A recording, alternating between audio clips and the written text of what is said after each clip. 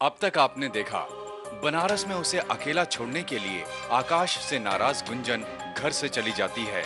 रचना उसे घर वापस चलने के लिए मनाती है, पर तभी गुंजन नदी में गिर जाती है। उसे बचाने के लिए रचना भी नदी में कूद जाती है। दोनों लड़कियां घर पहुंचती हैं। गुंजन बनारस में रह गई है। इस सच से अनजान दयाल उसे घर में देख हैरान है। अब आगे।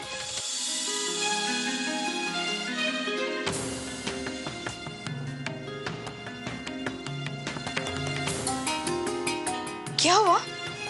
तुम लोग ऐसे भीग कैसे गए?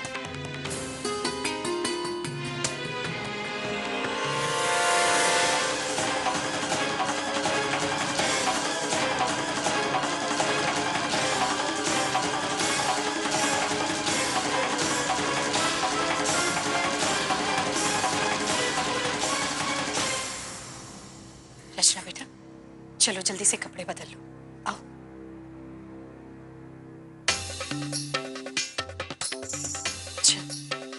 रचना,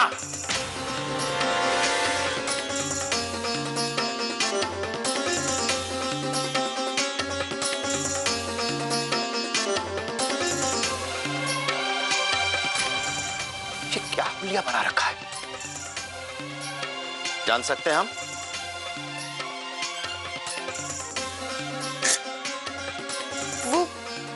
वो पापा, हम वो वहां। क्या वो वहां? पूरी बात बताओ। हम घाट पर गिर गए थे, पानी में।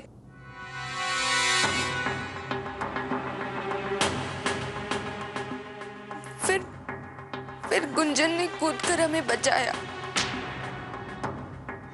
तुम घाट पर गई क्यों थी? वो गुंजन को ढूंढने गए थे। वो जी, हमने ही इसे भेजा था।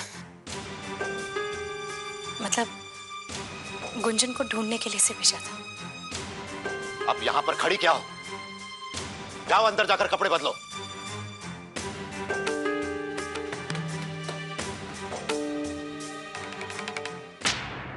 किसकी इजाजत से वो लड़की हमारे यहां रुकी हुई?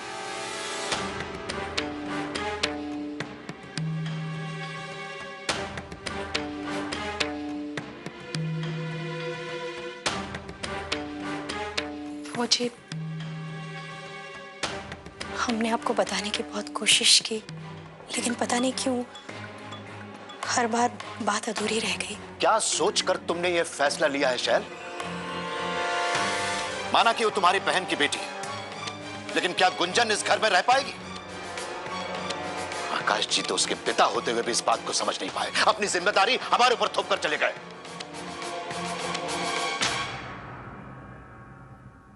देखो शैल, बेटी चाहे हमारी हो चाहे तुम्हारी बहन की, एक बहुत बड़ी जिम्मेदारी होती है बेटियां। अगर कल को कुछ ऊंच नीच हो गई तो हम क्या जवाब देंगे उसके पिता को?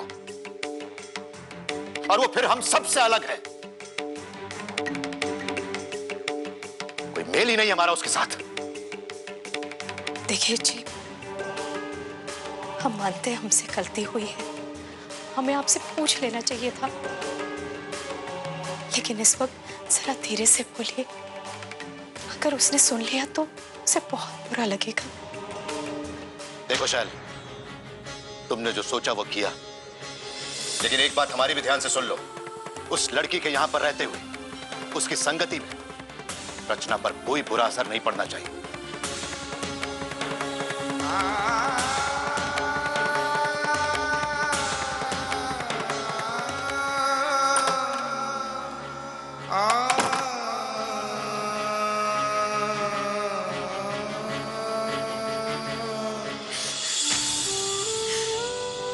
बस बहुत हो गया।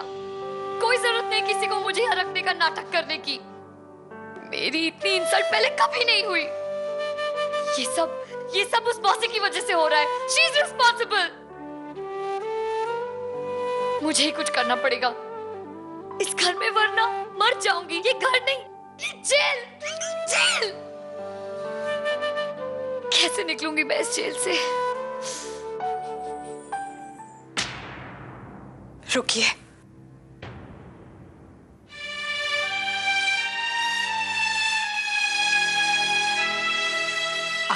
से जो कहना था वो हमने सुन लिया, लेकिन हमने क्या सोचकर ये किया है वो भी सुनते जाइए। शायद ऐसा पहली बार हुआ है कि बिना आपसे पूछे हमने कोई फैसला लिया हो। मानते हैं हमसे गलती हुई है, उसके लिए हम आपसे माफी भी मांगते हैं।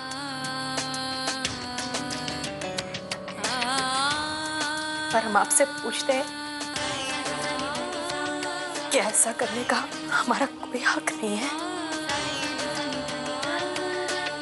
आपके मन में जो चिंता है वो अच्छी तरह से समझते हैं, लेकिन आप हमें एक मौका दीजिए और थोड़ा सा वक्त। हम आपसे वादा करते हैं कि ऐसा कुछ नहीं होगा जिससे आपको शिकायत का मौका मिले। गुंजन को इस वक्त एक माँ की जरूरत है और हम उसे संभाल लेंगे जी।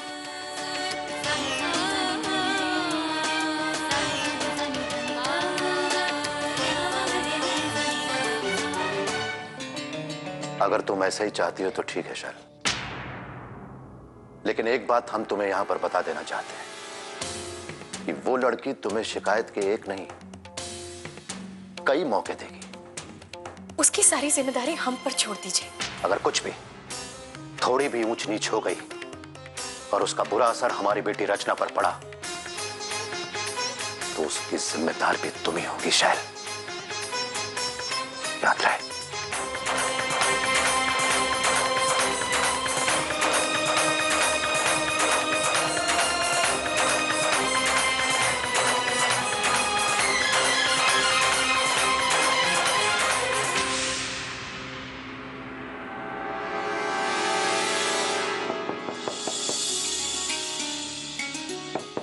गुंजन, गुंजन तुम ठीक तो हो ना?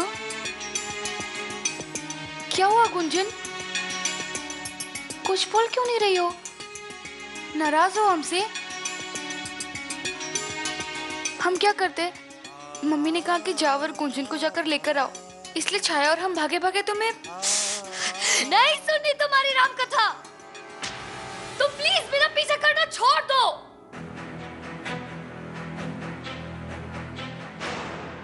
मम्मी को तुम्हारी इतनी चिंता थी कि... अच्छा सुनो गुंजन, प्लीज दरवाजा तो खोलो। देखो गुंजन, पापा को बस ऐसे ही गुस्सा आ जाता है, उनका मतलब गलत नहीं था। हम उन्हें जानते हैं, वो दिल के बहुत अच्छे हैं। और गुंजन, यह मम्मी के साथ साथ सब तुम्हें बहुत प्यार करते हैं। जिसको यहाँ से तुम जाओ ना यार।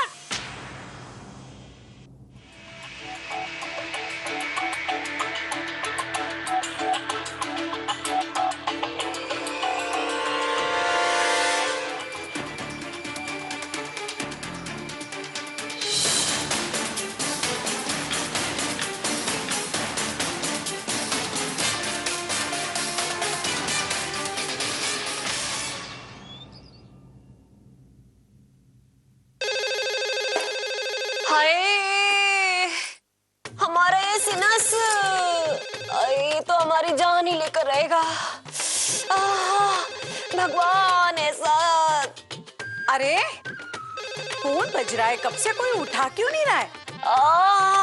हाँ, तुम्हारा तो सर दर्द शुरू हो गया होगा ना? फटा जा रहा है।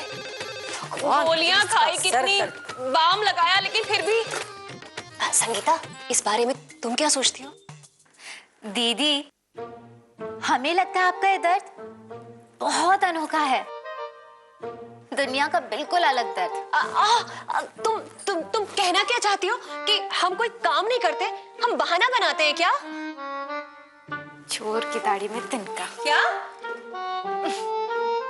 और वैसे भी ना, हम अपने दर्द के बारे में बात नहीं कर रहे थे, हम तो दीदी के दर्द के बारे में बात कर रहे थे। अरे जेठ जी से बिना पूछे उन्होंने गुंजन को यहाँ रख लिया, कितनी बड़ी गलती की है उन्होंने। हाँ, सो तो है, हम भी यही सोच रहे थे दीदी। देखा जाए तो उस लड़की को अपने घर अपने पिताजी के साथ रहना चाहिए। अरे और नहीं तो क्या, कल को कहीं कोई ऊंच नीच हो जाए तो जवाब कौन देगा? वही तो।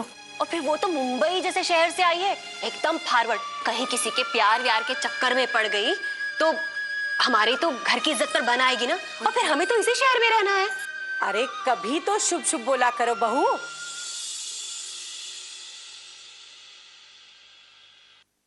बुआ जी, फोन किसका था? पीहू का फोन था। वो कह रही थी आना चाहती थी वो, पर उसकी सास की तबीयत ठीक नहीं है। तभी हम भी सोच रहे हैं कि वो अभी तक आई क्यों नहीं। उसे तो पता चल ही गया होगा, और वैसे भी वो उसकी मौसी थी। वैसे बुआ जी, पता है क्या है? हमारी सबसे बड़ी चिंता इस बात की है कि अगले हफ्ते मयंक आ रहा है और उसके कमरे पर वो गुंजन है ना, अपना कब्जा जमाए बैठी है। हम तो सोच रहे थे कि 1-2 दिन की बात है, लेकिन वो तो यहाँ से जाने का नाम ही नहीं ले रही है। सचमुच शैल बहू भी ना बैठे बिठाए सरदर्द पा लिया है उसने।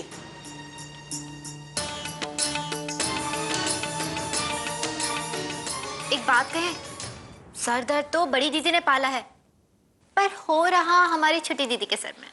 संगीता, तुम फिर शुरू हो गई?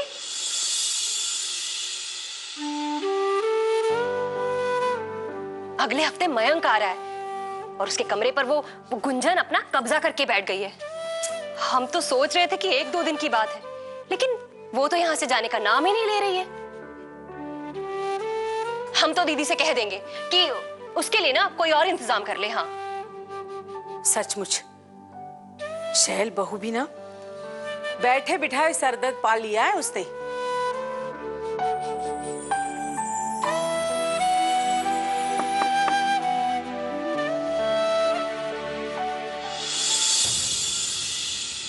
अरे गुंजन, नीचे जमीन पर क्यों बैठी हो? ऊपर बैठो ना।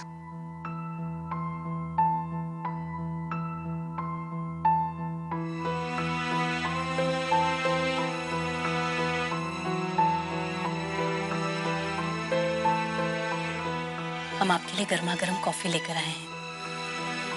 अभी अभी पिक कर आई हो ना, पी लो, अच्छा लगेगा। हमें पता है तुम्हें चाय पसंद नहीं। लो। आप ये सब क्यों कर रही हैं? हाँ, ये ढोंग नाटक क्यों कर रही हैं? आपको क्या लगता है मैं बच्ची हूँ तो मुझे आप सबकी असलियत पता नहीं चलेगी? जो भी आपको कहना है ना, जो भी आपके मन में है, वो यहाँ मेरे सामने कहिए। क्या हुआ बेटा? किसी ने तुमसे कुछ कहा क्या? ओह गॉड, प्लीज प्लीज बस कीजिए ये सब। आप मुझे अकेला छोड़ दीजिए, जाइए यहाँ से। हम चले जाते हैं, लेकिन ये कॉफी जरूर पी लेना, अभी गर्म है।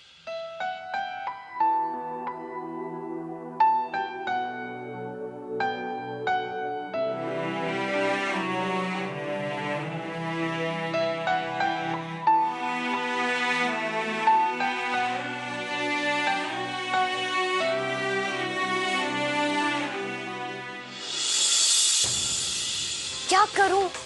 सुनो, मेरे पास एक प्लान है।